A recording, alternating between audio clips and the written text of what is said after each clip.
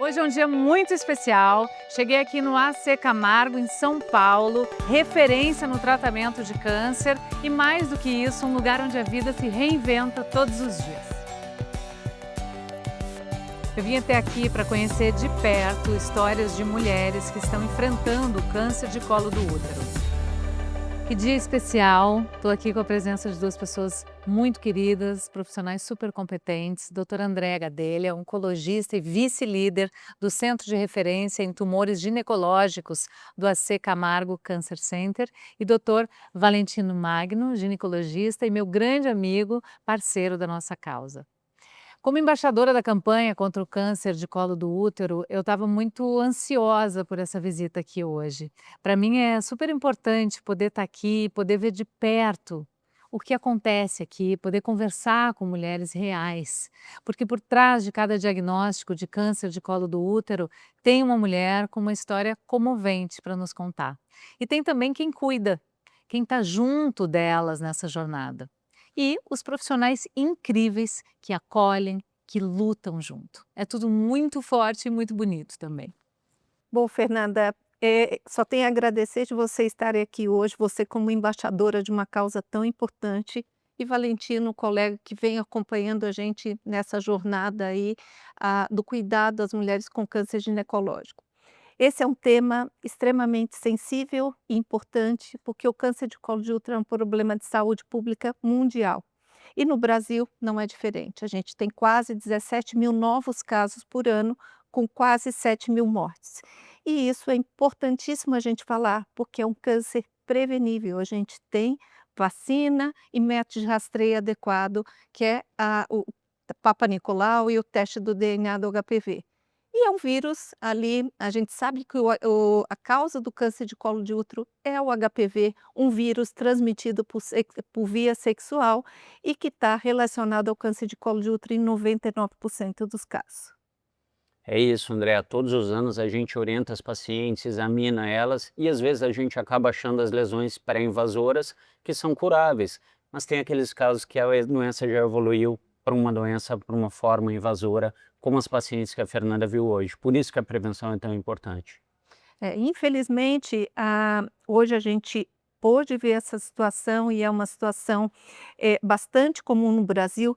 Quase 60% a 70% das mulheres são diagnosticadas em estágios avançados. E isso leva a tratamentos mais extensos, cirurgias mais mutiladoras, mais invasivas e tratamentos que muitas vezes precisa de combinações de tratamento, que é associação às vezes de quimioterapia, de radioterapia, e isso a gente sabe que tem suas sequelas a curto e a longo prazo. Doutor Valentino, por que ainda tantas mulheres passam por isso? Desde que eu venho acompanhando, né, todas essas novas informações da minha vida, né, eu vi um dado que é muito assustador, que são 19 mulheres por dia que perdem a vida no Brasil por causa desse câncer. Sabe por quê, Fernanda? Porque o câncer de colo de útero ainda é invisível para muitas pessoas. É difícil a gente ter uma prima, uma colega, uma amiga que fale sobre o assunto. E o grande problema é pelo tabu da infecção pelo HPV, que é o causador do câncer do colo do útero. 99% dos casos de câncer do colo do útero, como o André falou, são causados pelo HPV e isso não é tabu. Então a gente precisa entender que o HPV é um vírus extremamente comum, 80% da população pode se contaminar em algum momento da vida. É verdade que a maioria elimina, mas muitos vão cronificar e acabar desenvolvendo lesão. E o que a gente precisa é falar sobre a infecção pelo HPV sem preconceito e com informações de qualidade, como por exemplo a questão da promiscuidade. HPV não quer dizer promiscuidade, basta um parceiro sexual que eu já posso me contaminar com HPV. O câncer de colo de útero é um tema bastante sensível, principalmente porque acomete mulheres numa faixa etária muito jovens. Mulheres entre 30 e 50 anos de idade, é uma faixa etária economicamente ativa e mulheres em idade fértil. Infelizmente, muitas, às vezes, têm diagnóstico com filhos pequenos, e isso ou não tiveram oportunidade ainda da maternidade e, às vezes, com o diagnóstico, elas perdem essa oportunidade de gestar. E isso compromete a vida dessa mulher de uma forma geral, tanto do ponto de vista individual, familiar, no contexto de uma sociedade, também numa fase que é economicamente ativa. Essa mulher muitas vezes se afasta do seu trabalho, isso tem suas consequências para uma sociedade de uma forma geral. Com certeza. Olha, eu já me peguei pensando, né, como facilitar mais o acesso à informação. Se as mulheres olhassem mais para si e se colocassem em prioridade, aumentariam os cuidados com a saúde, eu imagino. Talvez esse cenário pudesse ser diferente, né? E ainda como o doutor Valentino falou, há o tabu, a vergonha de tocar no assunto, de ser vista como promíscua. E aí vem o medo, o silêncio, e muitas podem, assim, né, jogar o assunto para baixo do tapete. Mas olha, gente, nada disso tem que ser polêmico. A gente está falando da nossa saúde. E mulheres, tudo isso pode ser evitado. Esse câncer pode ser prevenido. Ter consciência disso muda tudo e pode mudar a nossa história. É isso, Fê. E a transmissão do HPV basta contato, mesmo com preservativo e mesmo que não tenha penetração. E homens e mulheres podem se contaminar. E as pessoas acham que o HPV é um vírus bobo, que só transmite verruga, mas a gente sabe que ele está envolvido nas lesões pré-câncer e do câncer, não só do colo do útero. Valentina, é fundamental, então, a gente reforçar a necessidade da mulher fazer seus exames de rotina e ir ao ginecologista de rotina, porque o objetivo é justamente detectar essas lesões precocemente, essas lesões precursoras, que elas possam ser tratadas com tratamentos que são de menor proporção e com maior chance de curabilidade. A doença mais avançada inclui tratamentos mais prolongados, tratamentos mais mutiladores e que têm suas consequências a longo prazo. É. E voltando aqui, né, num tema que eu tenho escutado bastante, que as mulheres morrem de vergonha de falar com o ginecologista ou abrir para o parceiro que o exame de HPV deu positivo, porque associam isso à traição. Quando, na verdade, é um vírus super comum e impossível de rastrear com exatidão. Então, ele pode não aparecer por muito tempo e, de repente, o resultado do exame vem com esse diagnóstico.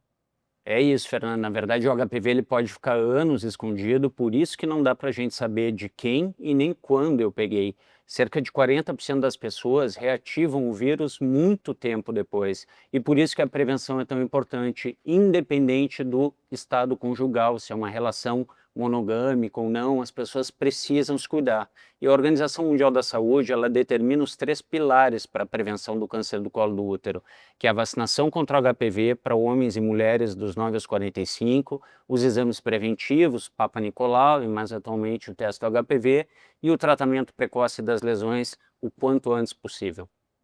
É fundamental a gente falar do assunto, estimular que cada mulher olhe para si e garanta o seu autocuidado através dos seus exames de rotina, que isso faz toda a diferença. A gente está falando de um vírus, que é um vírus que a gente tem métodos de prevenção, que é uma vacina que protege contra câncer. Então, toda mulher tem que colocar isso como prioridade de cuidar da sua própria saúde. É isso aí, anotar na agenda e não se esquecer de se cuidar, mulherada. Vamos se cuidar, olhar para a gente, né? Além da gente cuidar dos filhos, da família e trabalhar, a gente precisa olhar para a nossa saúde.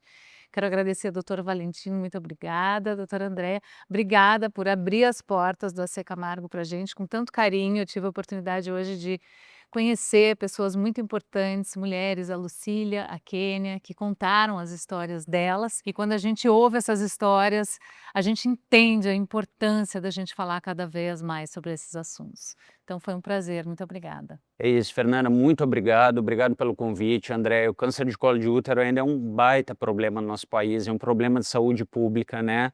Toda morte por câncer de colo de útero é uma tragédia, nenhuma delas precisava ter acontecido, e não é só aquela mulher que é impactada, uma família inteira pode ser impactada. A gente sabe que o câncer de colo de útero é o segundo câncer que mais deixa crianças sem mãe no mundo. Por isso a gente tem que unir forças e lutar contra essa doença que é prevenível. O objetivo disso é conscientizar, trazer cada vez mais esse assunto à tona, com informações adequadas, desmistificar as fake news, né, que muitas vezes impedem a progressão e a adesão a esses métodos de prevenção. e falar cada vez mais da importância de cada mulher olhar para seu corpo, os sinais que eles emitem, né, às vezes com sintomas, com sangramentos anormais, qualquer que seja, e ir atrás e não deixar de fazer seus exames de rotina. Então, só tenho realmente a agradecer a você e ao Valentino, ao apoio da instituição aqui do AC Camargo Cancer Center, de estar recebendo todos vocês e proporcionando esse grande encontro. Muito obrigada. Obrigada a vocês. E você que está aqui nos assistindo, que esse vídeo te toque, como essa visita de hoje me tocou profundamente também. Porque o câncer de colo do útero pode até ser uma realidade, mas a prevenção também é. E é isso que deixa a nossa causa muito mais forte. Obrigada, gente.